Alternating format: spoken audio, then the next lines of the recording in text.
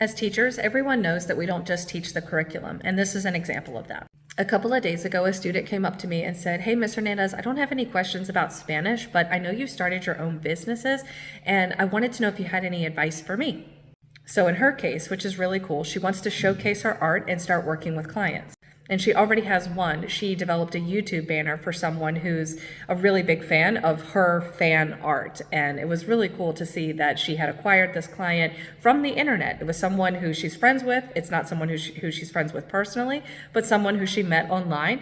And they started talking and they were able to establish a business deal together, which is pretty cool, especially for a high school student. So I gave her 3 pieces of advice, and definitely let me know if you think this is good advice. I do teach entrepreneurship with my company, Turning the Tide Tutoring, and we also have many other individuals who are entrepreneurs who can help with students who want to own their own businesses one day. So as we were waiting for the buses to pull in, it was almost 3 o'clock, I gave her these 3 pieces of advice. Number 1. Always, always, always have a contract. When you are especially starting out, you want to make sure that your clients and yourself understand A, the scope of work, what's expected of you, what piece of art are you going to be working on, what does the client envision, and you also want to have due dates and deadlines and things like that established in a written contract that both parties agree to. Without that contract, you have nothing essentially. So you want to make sure that you always have the agreement in writing.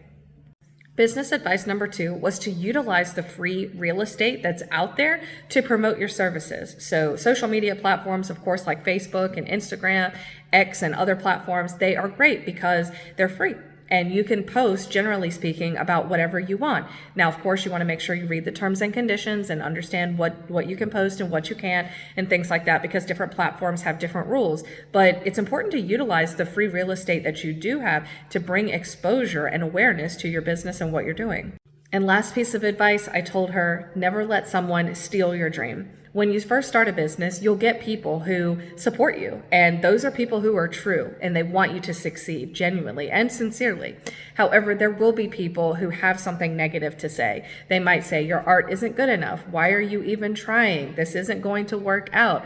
All kinds of things people will say. But the reason why they say that, it's not necessarily because they have a bad heart or they're a bad person. Maybe they are. That's for somebody else to judge. But the truth of the matter is that they're insecure. They're insecure about their own standing in life and where they are. So when they see you rising above that, they don't want to support that because it's uncomfortable for them. They're insecure. They want to pull you back down to where they are so that they can feel more comfortable and more secure about themselves. And the reason why they don't feel secure about themselves is because they're not pursuing things. They're not pursuing their dream. So when someone is not pursuing their own dream, it stands to reason that they wouldn't want somebody to have their own, because that elevates them to a different status in life. So don't ever let someone steal your dream, no matter what you're doing. Follow through, be consistent, be persistent, be determined to have your business and to make it thrive. And that doesn't mean that you have to stick with one business for the rest of your life. There's lots of people who have been very successful who have 50 businesses. They've got so many. So it doesn't mean you have to stick to this one thing, but your determination to make something of yourself, your determination to rise to a different level, to showcase your art, to get clients, to get money, whatever it is, don't let anybody deter you from having the things that you want. Because those people who say that you don't deserve these things, they're not saying it because it's true. They're saying that because they're dream killers, and that's not what you want. So hang around people who support your vision.